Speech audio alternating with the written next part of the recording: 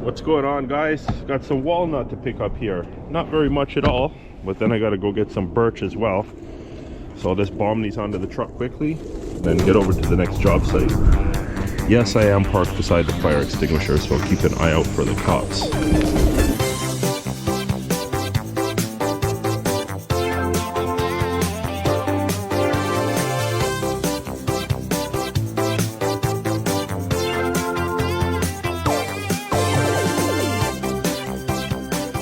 Okay, so at first I didn't find the wood. You could see they're doing construction at this home here. And I walked around all the grounds and couldn't see it. The guy didn't tell me that he put it on the lawn at the neighbor's house. So that's over here beside me. Then the neighbor came out and he started asking questions. Oh, well, who told you to come and get this? I said, the tree cutter. So then he went back inside, and then he came back out without his jacket on. He says, oh, how much is this stuff worth? I said, it's about $250. Well, I realized that after, it must have boggled his mind, because he thought, he did ask after, saying that, you know, it's walnut, so it's, you can make nice slab tables out of it and stuff, right? I said, well, yeah, but they cut the tree in sections, so it's not worth that much anymore. It's just firewood, right? But this just reminds me of what people think, you know, when they see you getting some work, and they're like, oh yeah, that stuff's worth a lot of money. It's the same thing in the scrap business, right? Oh, it's worth a lot of money. Well, it depends. It's not just that's what it is, so that's what it's worth. It depends on what form it is and what it is and this and that, right? So people don't get that. But I think what I'm going to do from now on, when people tell me, oh, like all this stuff's worth money, is I'll say is also groceries and gas, that's worth money too. Let's head to the next site. All right, here it is. Somebody's parked right in front of it. I guess I gotta pull up in front here. Looks like the cuts are a little bit better than the last set of walnut there. Nothing really too straight. Some of it, yes. Now I see some of these cuts are a little bit shorter. I'm gonna give these guys a measuring tape, something like that.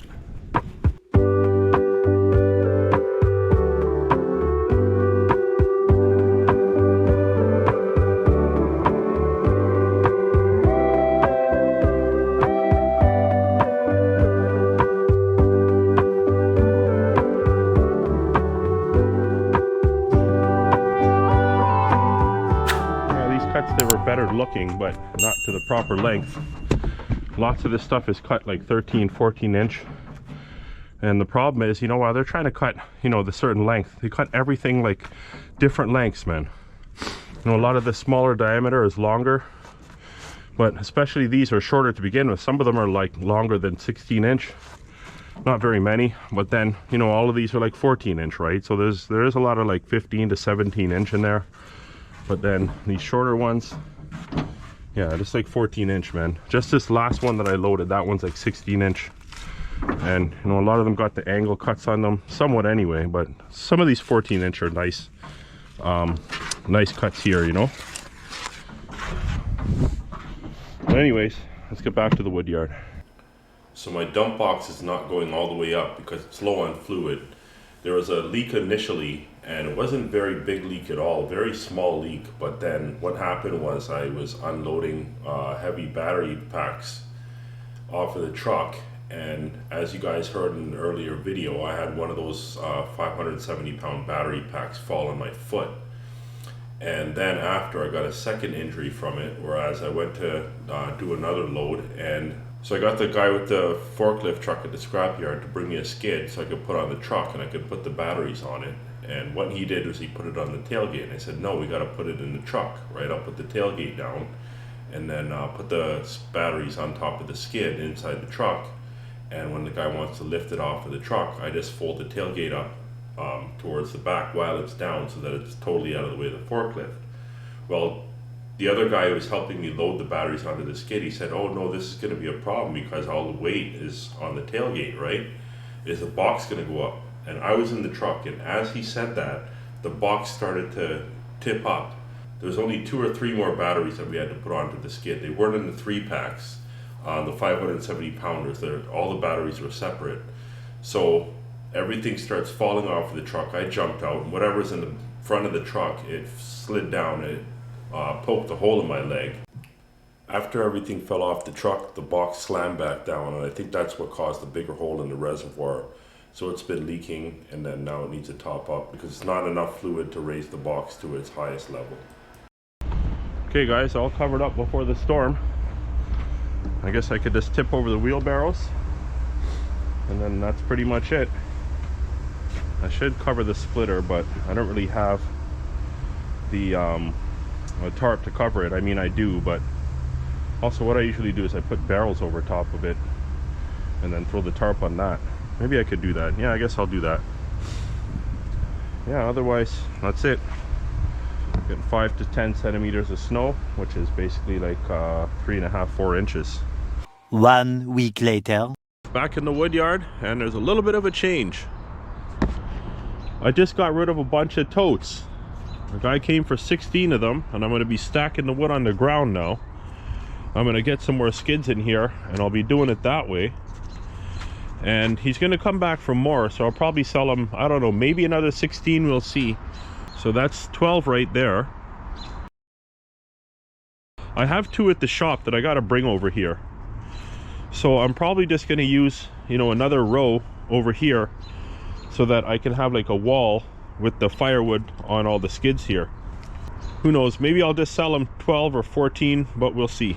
I got another smokehouse customer, and the guy sells barbecues and fireplaces and stuff like that, and even wood stoves. He called me up and he says he wants to get into selling smoker wood again. He said my chunks are too big, so he's just going to split them down to size, and he's going to repackage them into 1 cubic foot cardboard boxes. So he bought 30 bags yesterday, and then plus delivery, that was like almost 800 bucks, so like 600 bucks US. So a new customer, just what I wanted. So I covered up this pile, and it's all birch and walnut in here. And the snow's almost melted, as you can see. I see there's some raccoon tracks around here. But I figured what I'm going to do with all this birch is I'm just going to make a face cord of birch, because a lot of this stuff is cut too short. It's not the nice straight wood that I use. Some of the curvy stuff I'll use with my my random crates that I put the curvy stuff in. And then this birch I'll just put all together. I'm not sure if there's a face cord here, and there's some more birch I'm trying to get at the tree service company that's near me, but the guys aren't around during the day. Somebody comes in the morning and opens it up, and then they get all the trucks going, and then they leave, and there hasn't really been anybody in the office to let me in the gate. There's other guys who work in the building for another company, and I can get through to the back and everything to check out what's going on back there, and they haven't added anything to that pile. So I just been hoping for a time that I can go back in there and then pick up the rest of that birch, because yeah, like I said, I don't think there's quite a face cord here, and I'm gonna have to get through some of this walnut as well and get it out of the way. There's gonna be some boiler wood. You see funny pieces like this. That'll finish off my 40-yard bin, which I don't have a customer for. I got all that boiler wood in there, no customers.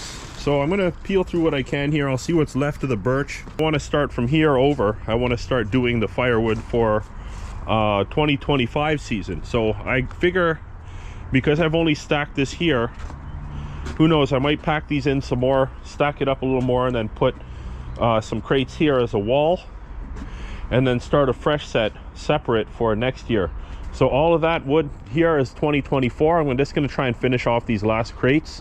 One more thing, I noticed this when I came earlier about 20 minutes ago. It was only cloud cover towards the west, but you could just maybe see there's like a crack there, and all these clouds just came in and kind of formed together with it.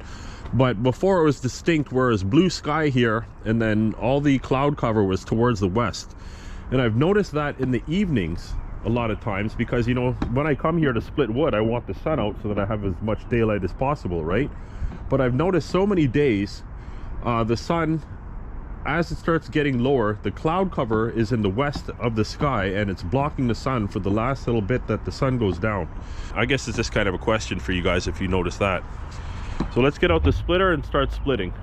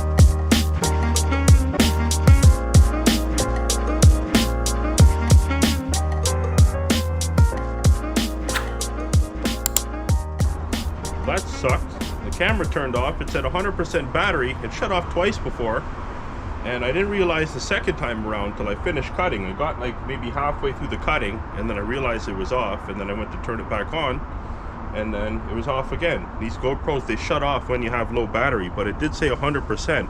So I don't get it, man. I got problems with the with these new chargers that they have, right? My old charger is fried in one bank because it got some water in it one time, so I could only charge one battery in it. It's like a backup, you know? Anyways, I got all this walnut and birch cut. There's a couple more pieces of boiler wood, like that piece on top, and then maybe this one, maybe that'll be some 12-inch. And there's that one over there in the corner. But all of this is ready to split, basically. I'm not sure what to do with this birch because I clearly don't have a face cord here, and I wouldn't mind feeding some logs into these other crates here. So I think that's just what I'm gonna do. The pile looks even smaller, of course, because, you know, I just went and did some cutting, and then a lot of this stuff is short stuff. I guess if I really stretched it, well, no, I don't even think so, man. I don't think I get a face cord out of it, so I might as well just feed it into the crates and keep them filled. That's what I wanted to get over to here. I started filling these 3 with walnut, and then I guess maybe I'll fill that 4th one with walnut. I'm just doing all these crates in the back loose, and then I'll put all the straight wood here where I put the crates down. Gotta start getting into these big red oak rounds too. I got a little bit to stack there, and then that's it. So anyways, thanks for watching, guys. Like, subscribe, share, comment, and all that good stuff.